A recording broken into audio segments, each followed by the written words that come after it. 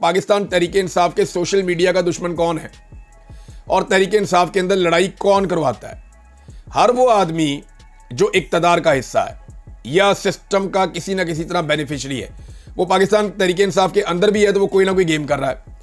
यही सारे लोग जब इनके पास इक्तदार नहीं था तो ये इनकलाबी थे, ये बड़े मजबूत थे, ये डट कर खड़े हुए थे, लेकिन इक्तदार ने इन्हें कमज़ोर कर दिया है।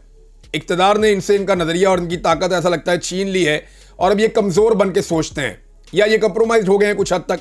लेकिन बहुत से लोग ऐसे भी हैं जो अभी तक भी डटे हुए हैं और वो अपने लीडर के साथ और उसके मौक़िफ़ के साथ खड़े हैं। अब मसला एक और भी है ना कि इमरान खान साहब बाहर आते हैं तो मुखालिफिन भी तो कोई तगड़े हों। मुखालिफिन इतने नालायक हैं, आप एस्टेब्लिशमेंट को ले लें, उनकी नालायकी की इंतहा कोई नहीं है, उनसे अपना काम नहीं हो रहा, वो सियासत के अंदर घुसे हुए हैं, तो यहाँ क्या करेंगे? कुछ भी नहीं कर सकते। जो 3 साल में उन्होंने कर लिया वो आगे भी करके देख लें, टके का काम उनसे नहीं हुआ। तो दूसरा जो सियासी क़यादत इमरान खान के मुकाबले में लॉन्च की गई है वो इंतहाई नालायक है।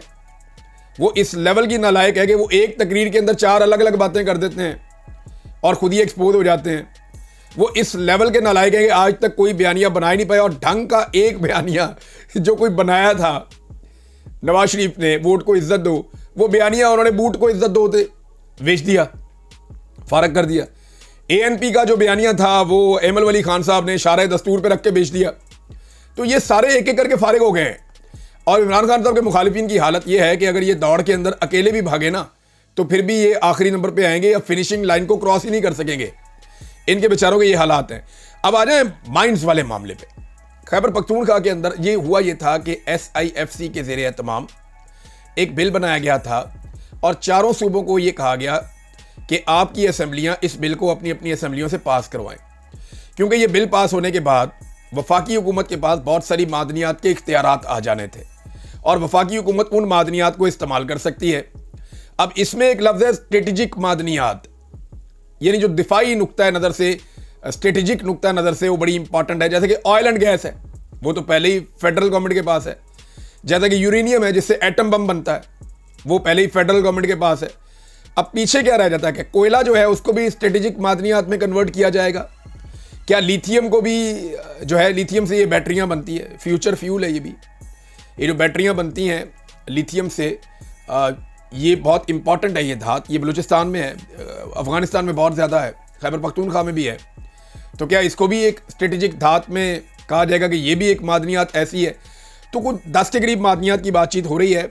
मैं इसकी डिटेल्स इकट्ठी करूँगा। मेरी खैबर पख्तूनख्वा की हुकूमत के लोगों से बात हुई, वज़रा से। मैंने उनसे पूछा, मैंने कहा जी ये क्या है? तो उन्होंने कहा जी ये बिल बलूचिस्तान ने पास कर दिया, बाकी सूबों ने भी कर दिया, हमारे पास जब आया तो हम इसको लेकर बैठ गए। कैबिनेट के अंदर से जब ये बिल गया असेंबली में तो हमने वहाँ कहा स्पीकर को जी हमें टाइम दें इसके ऊपर। सोहेल अफरीदी के बकौल वो ये कहते हैं कि अगर इसमें हमारे सूबे के अवाम का हक छीनने की कोशिश की गई तो हम इस बिल को पास नहीं होने देंगे सूबाई असेंबली से। अब ये डिमांड है SIFC की। ये क्यों है? देखिए, इसको समझें आप। मादनियात वफाकी हुकूमत के पास जाएंगी, वहाँ से SIFC के साथ जाएंगी, ये भी किसी रिटायर फौजी या किसी हाजिर ड्यूटी फौजी के कंट्रोल में आ जाएंगी। फिर वहाँ से वो दुनिया भर की जो बड़ी बड़ी कंपनीज हैं उनके साथ सौदा कर सकते हैं, मुल्कों के साथ सौदा कर सकते हैं कि जनाब यहाँ पे ये मादनियात मौजूद हैं, इनको निकाला जाए और उससे पाकिस्तान पैसे कमाए या जो लोग इसके साथ जुड़े वो भी पैसे कमाएं। तो ये काम वो सूबाई हुकूमत क्यों ना करे? सवाल तो ये पैदा होता है, सूबाई हुकूमत को ये काम खुद क्यों नहीं करना चाहिए? उनको ये अलाउ होना चाहिए और उनको काम करना चाहिए।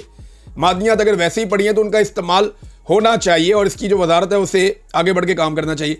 अब इसके साथ एक और बयान जब आता है ना अमेरिका का और यहाँ पे जो सफारत खाने का, तो वो मामला फिर एक अलग तरफ चले जाते हैं कि मादनियात के मामले में जो अमरीकी मफादात के लिए एक वफद पाकिस्तान आ रहा है। खबर ये है, मादनियात के हवाले से अमरीकी मफादात के मुताबिक एक वफद पाकिस्तान आ रहा है अमरीकियों का, और साथ में ये वाली जो है बिल भी पास करवाया जा रहा है।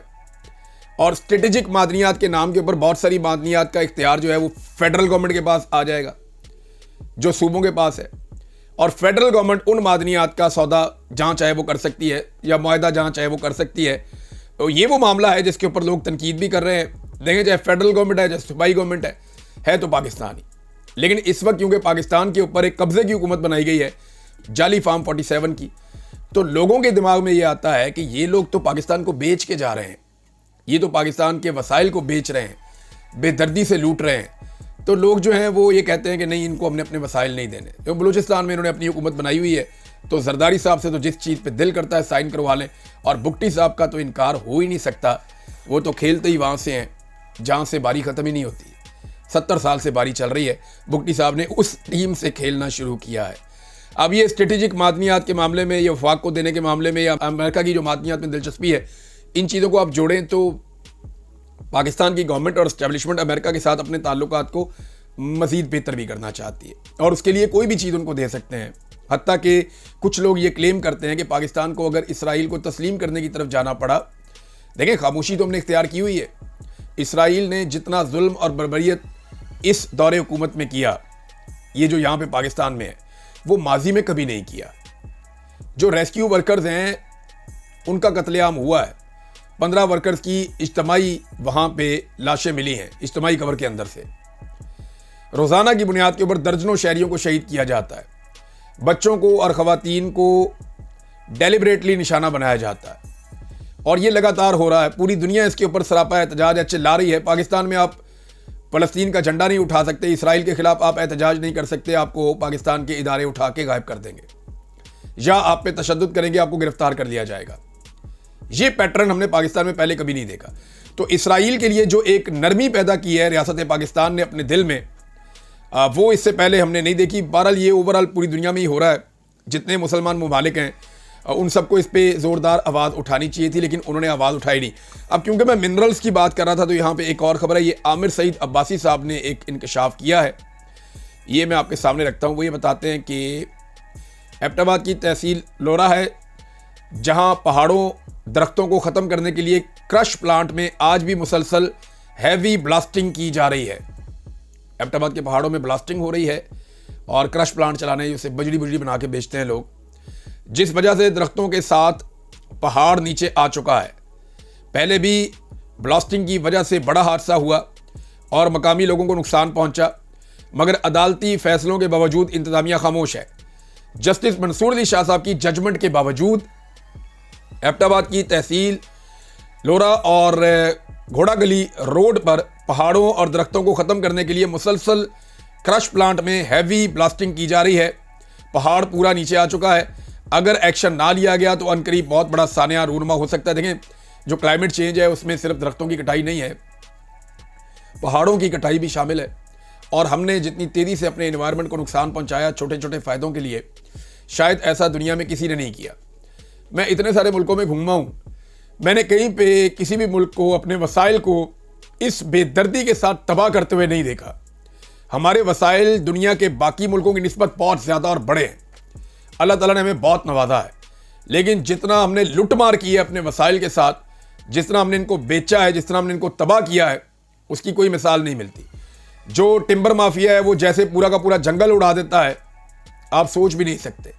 मुझे बड़ी तकलीफ होती है जब मैं जंगलों में ऐसे इलाकों में जाके विजिट करता हूँ और मैं देखता हूँ कि पूरा का पूरा जंगल अंदर से काट दिया है। बाहर सड़क के किनारे जो है वो जंगल थोड़ा थोड़ा छोड़ा हुआ है ताकि लोग ये देखें और उन्हें लगे कि अंदर जंगल है, और अंदर सफाई हो जाती है। और ये मैंने मल्टीपल जगहों पे देखा है, क्योंकि शिकार करते हुए आपको ट्रैवल करना पड़ता है, जाना पड़ता है ऐसे एरियाज़ में। तो मैंने बहुत सारी जगहों पे देखा है। बड़ी तबाही फिरी है पाकिस्तान में, जंगली हयात की भी, जंगलात की भी, और जो कुदरती वसाइल है उनकी भी, और पहाड़ों की भी। और ये लगातार वो सिलसिला अभी तक जारी है। अब नाजरीन, अली अमीन गड्ढापुर साहब के बयान के बाद जो उन्होंने खुद को हमला किया अपनी पार्टी के ऊपर, उसके बाद अब फाइनली जुनैद अकबर साहब, ये 5वीं शख्सियत हैं जो अब मैदान में आ गए हैं। जुनैद अकबर साहब ने जो है वो भी रद्द-ए-अमल दिया है, और उन्होंने कहा कि सीनियर लोगों को गैर जिम्मेदाराना बयानात नहीं देने चाहिए। सीनियर लोग अगर गैर जिम्मेदार बयान देंगे तो ये मुनासिब नहीं है, इससे तकसीम पैदा होती है।